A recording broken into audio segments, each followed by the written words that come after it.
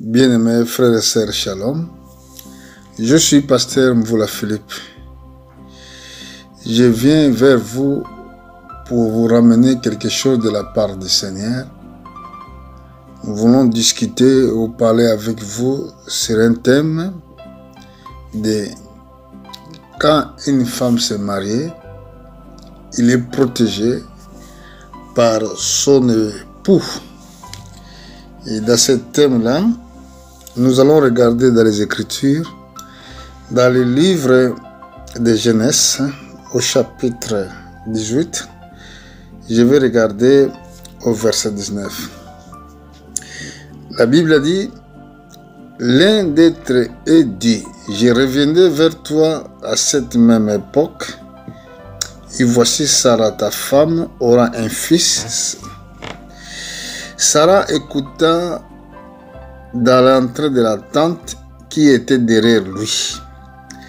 Abraham et Sarah étaient vieux, avancés d'âge, et Sarah ne pouvait plus espérer avoir des enfants. Il rit même disant, maintenant que je suis vieille, j'ai encore des désirs. Mon Seigneur aussi est vieux. L'Éternel dit à Abraham, pourquoi donc Sarah a-t-elle ri? Il disait, est-ce que vraiment j'aurai un enfant, moi que je suis vieille? Y a-t-il rien qui sont étonnants de la part de l'Éternel? Au temps fixé, je reviendrai vers toi. À cette même époque, et Sarah aura un fils. Sarah mentit, disant, je n'ai pas ri, car il a eu peur. Mais il a dit, au contraire, tu as ri. Voilà ce que je vois ici, ce que nous sommes en train de méditer. Quand Dieu il est passé dans les montagnes de Mambré où Abraham habitait. La promesse était que Sarah, il doit espérer un enfant. L'enfant de promesse, mais Sarah était déjà vieille. Il est arrivé à l'époque, âge avancé, il ne pourra plus espérer avoir des enfants. Alors Dieu, quand il a confirmé la promesse qu'il avait donnée auparavant à Abraham, Sarah, il a ri au fond de lui. Vous voyez, au fond de lui, il disait que c'est impossible parce que je suis déjà tellement vieille, je ne pourrai plus avoir des enfants. Alors, voyons ce qui était passé. Ici, nous avons vu que Dieu le demanda, pourquoi tu as ri? En plus, il a menti que je n'ai pas ri. Donc, vous voyez des choses comme ça. Dieu était devant la maison de son serviteur, le prophète Abraham. Et Abraham, il vivait ensemble avec son épouse Sarah. La promesse, il est venu que tu seras béni à la même époque. À la même époque, je reviendrai. Ta femme, Sarah, il va avoir un enfant. Mais comme dans les domaines humains, je peux dire, ou scientifiquement, Sarah ne pourra plus avoir des enfants selon la médecine ou selon la science, parce qu'il avait l'âge avancé.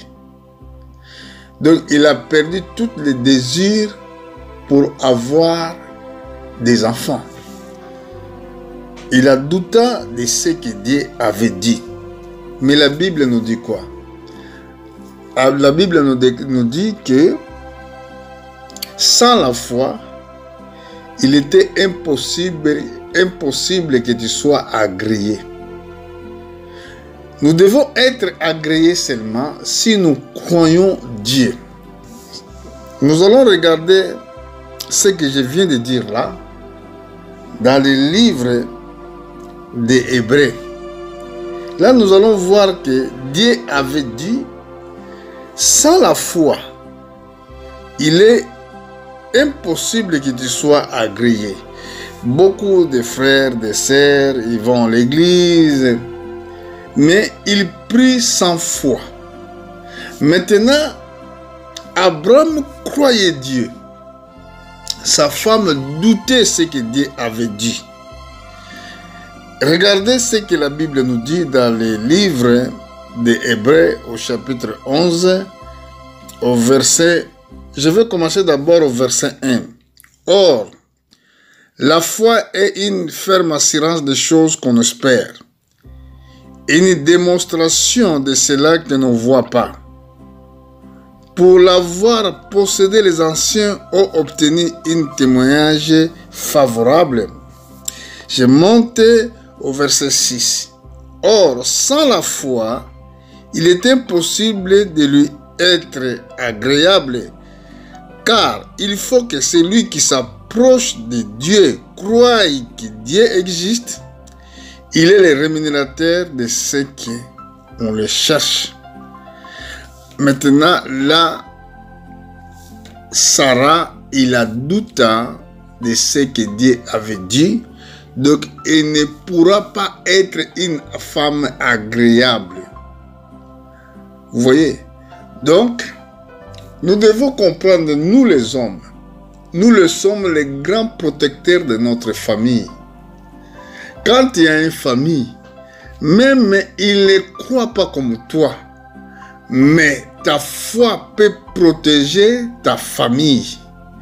Et c'est pour cela l'apôtre Paul avait dit, crois au Seigneur Jésus-Christ, qui sera sauvé, toi et ta famille.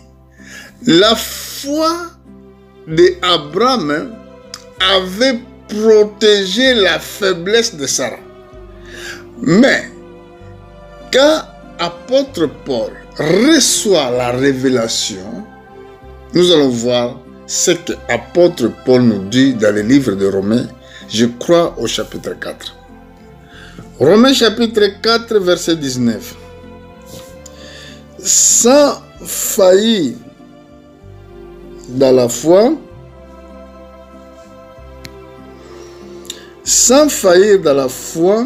il ne considéra point que son corps était déjà usé, puisqu'il avait près de 100 ans, et que Sarah n'était plus que était d'avoir des enfants. Je répète, sans faillir dans la foi, il ne considérait point que son corps était déjà usé, puisqu'il avait près de 100 ans, et que Sarah n'était plus qu'était d'avoir des enfants. Il ne douta point par l'incrédulité au sujet de la promesse de Dieu, mais fut fortifié par la foi, donna gloire à Dieu, ayant la pleine conviction que ce qu'il a promis peut aussi l'accomplir. Ici, nous avons vu le témoignage d'apôtre Paul sur Abraham. Donc, Abraham croyait, mais sa femme ne croyait pas. La femme d'Abraham douta ce que Dieu avait dit. Mais comme Abraham crie Dieu, comme Abraham croyait Dieu, donc Dieu fera que la promesse reçoit son accomplissement. Il protège la femme d'Abraham à travers de la foi que Abraham avait par son Dieu. Et c'est pour cela, quand l'homme croit Dieu, il protège toute sa famille.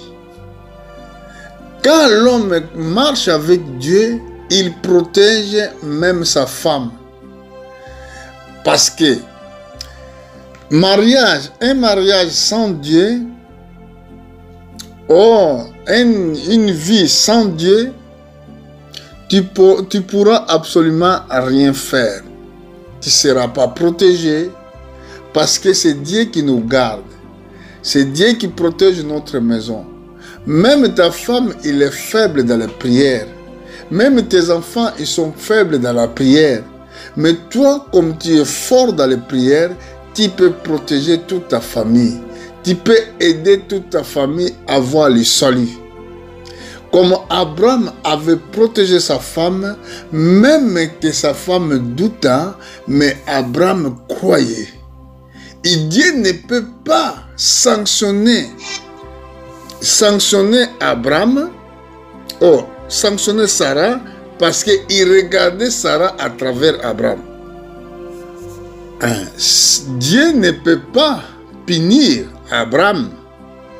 Il ne peut pas punir Sarah parce qu'il est regardé à travers Abraham. Sarah, il ne croyait pas. Il a dit dans son cœur, il est déjà vieil. Il ne pourra plus avoir des enfants. Mais Abraham croyait à l'accomplissement de la prophétie. Et c'est là qui fait que Dieu protège sa femme. Parce que celui qui doute contre la parole de Dieu, Dieu peut les sanctionner directement. Comme il a fait avec Pharaon. Mais Dieu ne peut pas détruire la femme d'Abraham parce que Dieu regardait Sarah à Abraham. C'est l'image de Christ en fait. Christ, il est mort pour nous. Même nous sommes faibles. Mais autant marqué, il était mort pour nos péchés. Il fait même l'œuvre de souverain sacrificateur. Il est notre avocat. Pourquoi il est notre avocat? Pour nous défendre devant Dieu. Pendant que nous sommes faibles, pendant que nous sommes indignes, mais lui demeure digne, lui demeure fort. Comme nous le croyons, c'est là que nous sommes protégés. Vous voyez? Donc Christ protège notre faiblesse même. Regardez, je vais voir ça dans le livre de Romains, au chapitre 8, je crois, verset 26. La Bible dit, de même aussi l'Esprit nous aide dans notre faiblesse, car nous ne savons pas ce que nous devions de demander dans nos prières. Mais l'Esprit lui-même intercède par des soupirs exprimables.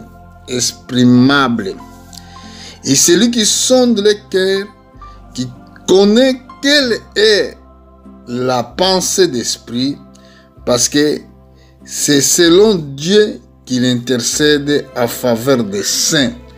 Donc, nous sommes des hommes faibles, remplis de faiblesses.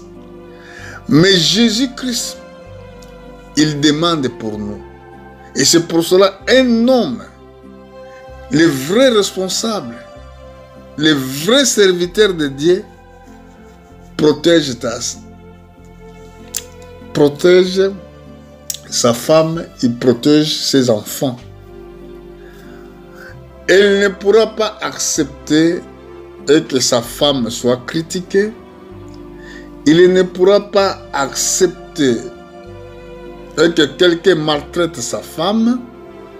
Dans d'autres manières, cet homme-là, il ne pourra pas aller devant sa famille, d'aller accuser sa femme, de dire que regarde, moi j'ai épousé une femme, il fait ceci, il fait cela, il se comporte comme ça. Il ne peut pas le faire. Parce qu'un homme doit protéger sa progéniture, doit protéger son épouse. Il est faible, mais Dieu peut le rendre capable d'être fort. Dieu peut les capacités qu'il soit fort. Si tu es un vrai homme, vrai époux, chaque fois tu dois protéger ta femme. comme Dieu nous a montré à travers d'Abraham, comme Jésus-Christ le fait à l'Église. Il nous protège parce que nous sommes des hommes faibles. Regardez par exemple dans les livres de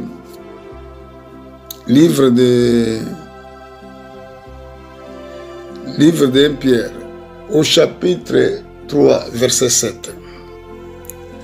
C'est écrit: Marie, montrez à votre tour de la sagesse dans vos rapports avec vos femmes, comme avec un sexe plus faible. Honorez-les, comme devant aussi hériter avec vous de la grâce de la vie, qu'il soit ainsi, afin que rien ne vienne faire obstacle à vos prières. Ici, la Bible nous dit qu'un bon mari, il doit montrer la sagesse dans les rapports avec son épouse, comme les sexes les plus faibles. Même les gens qui disent que nous sommes égaux, mais nous ne sommes pas égaux. Celui qui va dire qu'un homme avec une femme sont égaux, il est ignorant. Parce que même dans les formes physiques, nous ne sommes pas égaux. L'homme était fait à l'image de Dieu et la femme a été faite à l'image de l'homme. Et ici, la Bible nous dit: Marie, montrez à votre tour de la sagesse dans vos rapports avec vos femmes, comme avec un sexe le plus faible. Remarquez, le sexe de la femme est plus faible. Ce n'est pas un peu faible, il est le plus faible. La Bible dit. Donc d'abord, nous devons reconnaître leurs faiblesses. Honorez-les comme devant aussi hériter avec vous de la grâce de la vie, qu'il soit ainsi, afin que rien ne vienne faire obstacle à vos prières. Quand je vois des hommes qui accusent leurs femmes, même dans les réseaux sociaux, quand je vois les hommes qui accusent leurs femmes, même dans leur famille, ça veut dire que tu n'as pas compris pourquoi Dieu t'a créé un homme. Tu n'as pas compris ça. Parce que tu dois enseigner ta femme. Comme Christ enseigne l'Église, l'homme, il a en elle cette responsabilité d'enseigner sa femme, de lui montrer ce qu'il doit faire. Comme Abraham croyait de ce que Dieu disait, même sa femme doutait, mais à cause de la foi d'Abraham, Sarah était protégée. À cause de ta foi, tu vas protéger ta famille. Tu vas protéger ta famille. Tu vas protéger ton épouse. Tu dois protéger tes enfants à cause de la foi. Même qu'il y a en eux les choses plus viles. Même il y a des choses qui ne marchent pas bien. Mais toi, dans ton tour, montre la sagesse. Montrez-les comment il doit être. Priez pour elle. Ne l'abandonne pas. Parce que ça se voit souvent quand l'homme abandonne une femme. Toi, tu vas l'exposer directement à l'adultère. Donc, une femme abandonnée par son mari, c'est la mort qui installe. Il n'y a plus rien à espérer. C'est la mort. Que Dieu soit miséricordieux. Que Dieu soit miséricordieux. Et que Dieu pardonne son peuple à cette ignorance-là. Parce que les hommes sont des protecteurs dans leur famille. Regardez par exemple, quand on regarde dans la nature, vous allez voir que le lion, il protège sa progéniture.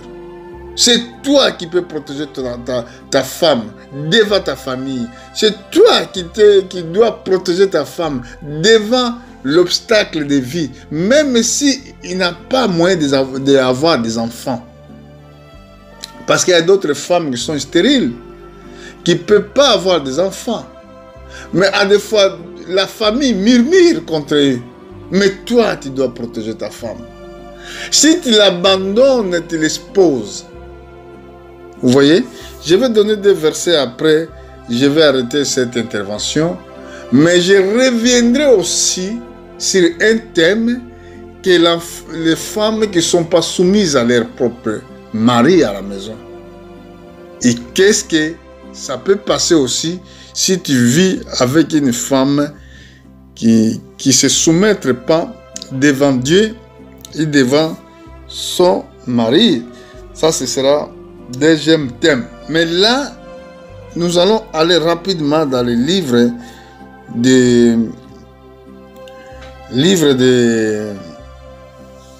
Actes des Apôtres. Je suis au chapitre 16, je crois. Nous allons voir qu'est-ce que la Bible nous dit, qu'est-ce que Paul avait dit. Actes chapitre 16. Ici, dans l'Acte chapitre 16, verset 31, Paul ici répondit, « Crois au Seigneur Jésus-Christ, et tu seras sauvé, toi et ta famille. » Nous avons vu l'intervention de l'apôtre Paul. Pendant que les gardiens de prison, ils voulaient terminer avec sa vie. Ils croyaient que pendant que Paul ici a prié dans les prisons et qu'il y avait un tremblement de terre, tremblement de la terre, et les portes des prisons tous furent ouvertes. Toutes les portes s'ouvrirent. Ils croyaient que les prisonniers ils sont pris fuite. Mais Paul, l'homme juste, envoyé de Dieu, criant par lui, les dire ne te fais point du mal. Nous sommes tous ici. Et alors Goliath ayant demandé de la lumière principalement, il se jeta tout à trembler aux pieds de Paul ici là. Il fut sorti, dit Seigneur, qu'y faut-il que je fasse pour être sauvé? Mais Paul ici il a répondu, crois au Seigneur Jésus-Christ, et tu seras sauvé toi et ta famille.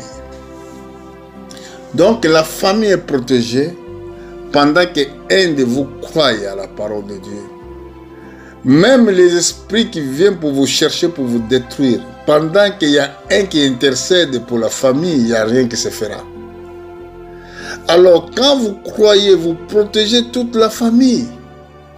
Dieu, il avait appelé Noé. Noé croyait à la parole de Dieu. Mais cette parole que Noé croyait fit que sa femme et ses fils soient sauvés. Mais il n'était pas comme Noé. Parce que Dieu parlait avec Noé. Mais Dieu regardait aussi la famille de Noé. Pendant que Noé croyait, et c'est pour cela, sa famille aussi était protégée. C'est très important, mon frère. Vous devez continuer à croire. Marcher avec le Seigneur. Parce que faisant cela, vous protégez vous-même et votre famille. Donc, je vais aller dans le livre rapidement dans le livre de 1er Jean. Pourquoi Jésus-Christ protège l'Église? 1er Jean chapitre 2. Regardez comme la Bible le dit.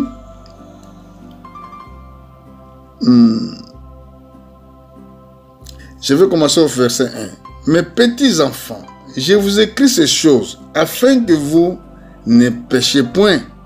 Et si quelqu'un a péché, nous avons un avocat auprès du Père, Jésus-Christ le juste. Lui-même est une victime expiatoire pour nos péchés, non seulement pour notre, mais aussi pour ce qui est du monde entier. Donc Jésus-Christ, il est les victimes expiatoires, mais il est avocat. Mais pour faire quoi? Pour défendre son Église. L'Église, c'est son épouse. Pour défendre son Église contre toutes les attaques sataniques. Il est avocat pour nous défendre. Il est aussi, pas seulement avocat, mais une victime expiatoire pour nos péchés. Une victime qui a fait expier nos fautes. Donc quand Dieu nous regarde, il ne compte plus les péchés. Parce qu'il regarde nos péchés à travers Christ. C'est pour cela que c'est écrit, il a porté sur lui tous nos péchés, tous nos fardeaux, toutes nos maladies. Et c'est l'homme qui doit se comporter pareil à son épouse. L'homme doit se comporter pareil.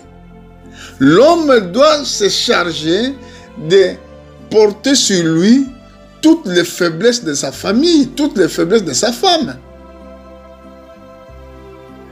Si tu n'arrives pas à supporter les faiblesses de ta femme, tu n'as pas encore été dans les mesures que tu sois homme. Parce que tu es homme pour être dirigeant. Oh, ça peut me donner beaucoup de choses à parler. Je pense que je reviendrai pour la deuxième fois pour ce thème. Parce qu'il y a beaucoup de choses à dire que Saint-Esprit nous révèle et que nous n'allons pas avoir le temps de tout expliquer. Une fois que tu rejettes ta femme, tu vas l'exposer. Un homme qui est en train d'exposer sa femme, dans d'autres termes, il est devenu un assassin. Parce que tu ne le protèges pas. Tu dois protéger ton épouse. Bon, si tu vas l'exposer, que Dieu nous fasse grâce. Quand je fais Dieu nous fasse grâce, ça nous fait réfléchir aussi. Ça nous fait réfléchir des erreurs commises autrefois. Donc Dieu nous fasse grâce que si nous avons bien compris ce message, de protéger nos proches. Protéger ta femme, c'est très très important. Regarde, je vais regarder rapidement, si j'aurai un temps, je ne sais pas, je vais regarder. Je suis dans les versets, chapitre 5, livre de Matthieu, versets 31 à 32. Il était dit que celui qui répude sa femme donne une lettre de divorce. Mais moi je vous le dis, que celui qui répude sa femme, sauf à cause d'infidélité. Là, la Bible dit sauf pour cause d'infidélité. Un jour, nous allons revenir là-dessus. Il expose à devenir adultère. Et que celui qui épouse une femme répudiée commet un adultère. Donc, ça veut dire, quand tu chasses ta femme à la maison pour quelque chose inutile, donc tu l'as exposé que cette femme-là commettre adultère. Maintenant, tu n'as pas protégé ta femme, mais tu l'as exposée. Vous comprenez? Donc là, cette parole que je prêche pour les croyants, ceux qui croient à Dieu. Il doit connaître les mystères de la croix. Il doit connaître aussi l'œuvre de la rédemption. Pourquoi Jésus-Christ avait payé les prix pour toi. Et toi, tu dois payer aussi les prix pour tes proches. Tu dois avoir un cœur de supporter. Un grand cœur de protéger la famille. Parce que dans la maison, peut-être il peut y avoir beaucoup de choses, mais il faut que mon frère ait le cœur de gérer et de supporter. Parce que cet mystère, il est grand. La Bible dit, l'homme doit aimer sa femme comme Christ a aimé l'Église. Donc quand Christ a aimé l'Église, il a aimé l'Église avec toutes ses faiblesses-là. L'homme doit être comme Adam a aimé Ève. Même Ève était déjà rétrogradée. Pour aujourd'hui, je vous dis, et que Dieu vous bénisse mes frères. Je suis homme de Dieu Mvoula Philippe. Je reviendrai dans les prochains jours pour vous apporter l'évangile et suivez message pour les autres femmes qui ne sont pas soumises, qui ne se soumettent pas à leurs époux. Que Dieu vous bénisse. Merci.